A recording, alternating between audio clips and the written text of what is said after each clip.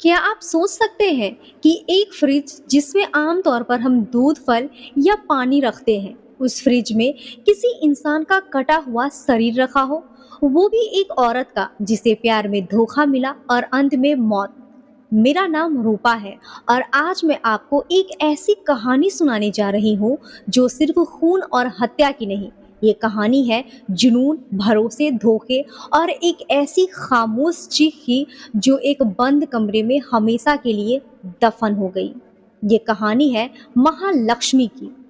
महालक्ष्मी 29 साल की एक आम सी लड़की जो नेपाल से थी, लेकिन पिछले कई सालों से बेंगलुरु के वाइलीकावल इलाके में रह रही थी। अपने पति से अलग हो चुकी थी। एक छोटी सी बेटी थी जो पति के पास ही रहती थी। महालक्ष्मी काम करती थी बेंगलुरु के एक मॉल में, कॉस्ट्यूम आउटलेट की टीम लीडर थी। देखने में बेहद सीधी सादी लेकिन मुस्कुराने वाली लड़की। किसी को नहीं लगा था कि उसकी जिंदगी में इतना अंधेरा छुपा है। वो हर दिन की तरह ऑफिस जाती थी, वापस आती थी, कुछ फोन कॉल्स करती थी, पड़ोसियों से कम बोलती थी, लेकिन किसी से कोई दुश्मनी नहीं थी। मगर 1 सितंबर 2024 को महालक्ष्मी अचानक ऑफिस नहीं पहुंची। फोन बंद था। दोस्तों और ऑफिस वालों ने सोचा छुट्टी ली होगी या बीमार होगी, लेकिन अगले दिन भी ना खबर ना कोई मैसेज।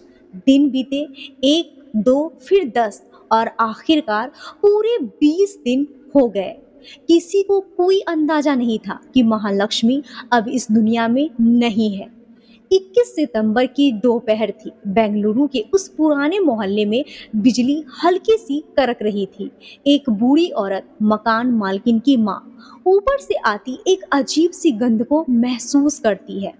पहले उन्हें लगा शायद सीवेज लीकेज है, फिर सोचा कोई कहीं कोई चूहा तो नहीं मर गया। गंध और बढ़ने लगी। उन्होंने अपनी बेटी को बुलाया, फिर उनके साथ ऊपर तीसरी मंजिल पे गई जहां महालक्ष्मी किराए पे रहती थी। दरवाजा बंद था, बाहर से ताला लगा हुआ था। खिड़की के पास खड़े होते ही गंध इतनी तेज थी कि सांस लेना मुश्किल हो गया। किराएदार का कुछ अता पता नहीं था। दरवाजा तोड़ना पड़ा। जैसे ही दरवाजा टूटा, पूरे कमरे में वो सड़न की बदबू और खून की गंध फैल गई। कमरे में लाइट नहीं जल रही थी, लेकिन फ्रिज चालू था।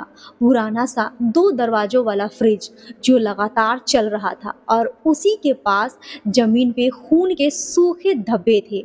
और फिर वो पल आया जब उन्होंने हिम्मत करके फ्रिज का दरवाजा खोला। ऊपरी शेल्फ में थे 2 पैर, सीधे कटे हुए, जैसे किसी कसाई ने काटा हो। बीच वाले हिस्से में एक इंसानी धड़ और सबसे नीचे एक काले बैग में एक औरत का सिर। आंखें खुली हुई थी, घूरती हुई। मरने से पहले की सन सी चीख अब भी जैसे उसके चेहरे पे जमी हुई थी। चीखें गूंज उठी। लोग दौड़ कर आए। पुलिस को फोन किया गया। पूरा इलाका सील कर दिया गया। Crime branch, forensic team, media सब आ पहुंचे। सबको बाहर निकाला गया। डॉक्टरों ने पोस्टमार्टम के लिए भेजा। पुलिस को उसके मोबाइल नंबर से पहचान मिली। वो महालक्ष्मी ही थी, एक सीधी सादी अकेली लड़की जो अब फ्रिज के अंदर कटी हुई लाश बन चुकी थी। अब सवाल ये था, किसने किया और क्यों? जैसे जैसे पुलिस ने जांच शुरू की, कई राज खुलते चले गए। सबसे पहले मोबाइल कॉल डिटेल्स खंगाले गए। आखिरी कॉल एक आदमी को की गई थी। नाम था मुक्ति रंजन राय। वो महालक्ष्मी का बॉयफ्रेंड था। पुलिस को मोहल्ले वालों ने बताया कि पिछले कई महीनों से एक लड़का अक्सर आता जाता था, कभी कभी देर रात रुकता भी था। शक पक्का हुआ। सीसीटीवी फुटेज निकाली गई। 2 सितंबर की रात को मुक्ति महालक्ष्मी के घर में घुसता देखा, लेकिन बाहर निकलते हुए कभी नहीं देखा गया। फुटेज वहीं कट गई। फिर मिला एक और फुटेज। 4 सितंबर को मुक्ति एक दुकान में जाता है और बड़ा सा मांस काटने वाला चॉपर खरीदता है। अब पुलिस को साफ लगने लगा कि ये कत्ल अचानक नहीं हुआ, ये प्लान था। फॉरेंसिक टीम ने जब फ्लैटों की दीवारों और बाथरूम की जांच की तो पता चला कि वहां पहले खून के छींटे थे जिन्हें ब्लीच और एसिड से मिटाने की कोशिश की गई थी। डीएनए टेस्ट में वो खून महालक्ष्मी का ही निकला। मतलब कत्ल घर के बाथरूम में ही किया गया था। टुकड़ों में काटने के बाद शव को प्लास्टिक में लपेटकर फ्रिज में रखा गया। कमरे को ताला लगाकर मुक्ति शहर से ओडिशा भाग गया। लेकिन एक बात सबको हैरान कर रही थी, कोई इंसान ऐसा कैसे कर सकता है, इतनी बेरहमी से एक ऐसी लड़की के साथ जो उससे प्यार करती थी।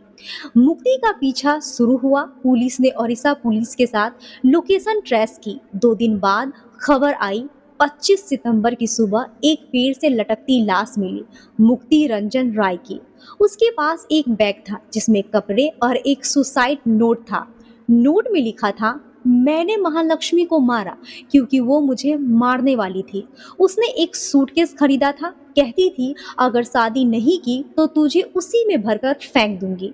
मैं डर गया था, वो खतरनाक हो गई थी, इसीलिए मैंने उसे मार दिया, लेकिन अब खुद को माफ नहीं कर पा रहा। मुक्ति ने अपने बचाव में लिखा था। लेकिन कई सवाल अभी भी बचे थे। अगर डर ही था तो पुलिस के पास क्यों नहीं गया? अगर सेल्फ डिफेंस था तो पोस्टमार्टम रिपोर्ट में गला घोटने के बाद तेज धार वाले हथियार से काटे जाने के निशान क्यों मिले? शरीर पे जख्मों के निशान बताते थे कि मरने से पहले जबरदस्ती की गई थी। घर में एक नया सूटकेस भी मिला, लेकिन उसमें कोई सबूत नहीं था कि महालक्ष्मी ने उसे किसी मर्डर प्लान के लिए खरीदा था। अब सब कुछ साफ था, ये एक प्यार में जलकर मरे हुए इंसान की सनक थी। मुक्ति, जो शायद खुद को बहुत शरीफ मानता था, जब महालक्ष्मी ने शादी का दबाव डाला तो उसने उसे रास्ते से हटा दिया, बड़े आराम से। एक रात गला घोटा, फिर उसके शरीर के टुकड़े किए, फ्रिज में रखा और फिर भाग गया। बचाव में एक कहानी बनाई कि वो लड़की खतरनाक थी, मगर एक बात से उसकी सारी कहानी ढह गई। अगर वो इतना डरता था महालक्ष्मी से तो उसके मरने के बाद क्यों पूरे घर की सफाई की? क्यों फ्रिज में शव के टुकड़े इस तरह से रखे जैसे कोई किसी सामान को संभाल कर रखता है? पुलिस ने केस बंद किया। मुक्ति मर चुका था, सजा किसी को नहीं मिली, लेकिन जो सबसे बड़ा नुकसान हुआ वो महालक्ष्मी की 4 साल की बेटी को हुआ, जिसकी माँ अब कभी लौटकर आने वाली नहीं। महालक्ष्मी की माँ आज भी कहती है, मुझे सिर्फ उसकी आंखें याद है, जैसे वो पूछ रही हो, माँ मैंने क्या गुनाह किया था? शायद उसका गुनाह सिर्फ इतना था कि उसने गलत इंसान से प्यार किया। और हाँ, इस मामले में एक और डरावनी बात साबित कर दी कि श्रद्धा वालकेर केस की तरह अब महज प्यार एक जानलेवा जाल बनता जा रहा है। कोई किसी को काट डालता है, फ्रिज में भर देता है और फिर कहता है डर लग रहा था। कहानी खत्म हो चुकी है, लेकिन सवाल आज भी जिंदा है। अगर वो फ्लैट खुला ना होता, अगर बदबू ना आती, अगर पड़ोसियों ने ध्यान न दिया होता, तो शायद वो फ्रिज अब भी चालू होता और एक लड़की उसमें सड़ती रहती। तो ये थी महालक्ष्मी की कहानी। तो इस कहानी से हमें यही शिक्षा मिलती है कि अगली बार जब आप किसी रिश्ते पर आंख मूंद करके भरोसा करें तो एक बार सोचना जरूर, क्या वाकई वो इंसान आपके जिंदगी के काबिल है? बाकी इस कहानी पर आप सबकी क्या राय है कमेंट में जरूर बताएं। वीडियो अच्छी लगी हो तो शेयर जरूर करें और ऐसे ही क्राइम से जुड़ी कहानी सुनने के लिए हमारे चैनल को सब्सक्राइब करें। धन्यवाद।